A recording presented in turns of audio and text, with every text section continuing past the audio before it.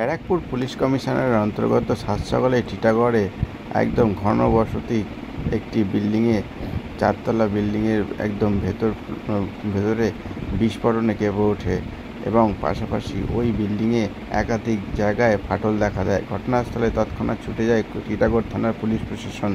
বিস্ফোরণের তীব্রতা এমনটাই ছিল যে আশেপাশে বাড়িটাও চমকে ওঠে। পাশাপাশি তদন্তে নেমেছে পুলিশ। এখনও অবধি খবর সূত্রে মারফত জানা গিয়েছে দুজনকে গ্রেপ্তার করেছে, যদিও একজন স্থানীয় কাউন্সিলর, তার নামে অভিযোগ উঠছিল। স্থানীয় বাসিন্দারা তাদের সেই অভিযোগের ভিত্তিতে ব্যারাকপুর পুলিশ কমিশনের পক্ষ থেকে বিশাল পুলিশ বাহিনী গিয়ে ঘটনাস্থল পরিদর্শন করে। একদিকে যেমন ঠিক তেমনি এক কাউন্সিলর এবং একজন স্থানীয়কে গ্রেপ্তার করেছে। আর আগামী দিকে তদন্ত কী যাচ্ছে এবং স্থানীয় বাসিন্দারা এই নিয়ে কী জানাচ্ছেন, আসুন শুনে নেব তাদের কাছ থেকে সরাসরি।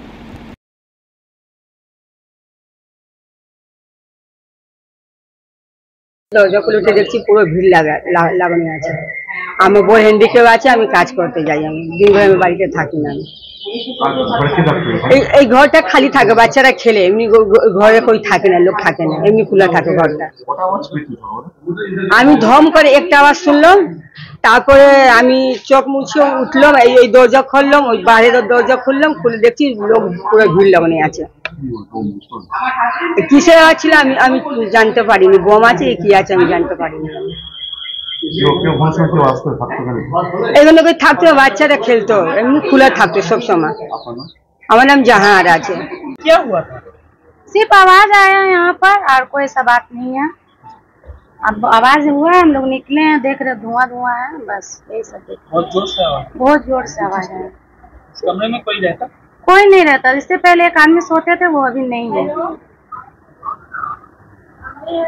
आवाज हुआ बड़ो केंपे उठेছিল। हाँ बहुत आवाज। কটা নাগাদ হয়েছে? कितने बजे हुआ? 6:30 का करीब हुआ है। কত 6:30? 6:30 या 6:40 का करीब हुआ है। कब आप क्या करते थे? हम लेट के थे घर पर। घर पे आतंक है क्या? आतंक है क्या? भय डर क्या है? डर तो हुआ है। क्यों? ऐसा बात नहीं। क्यों? आवाज से डर लगा है और कोई बात नहीं।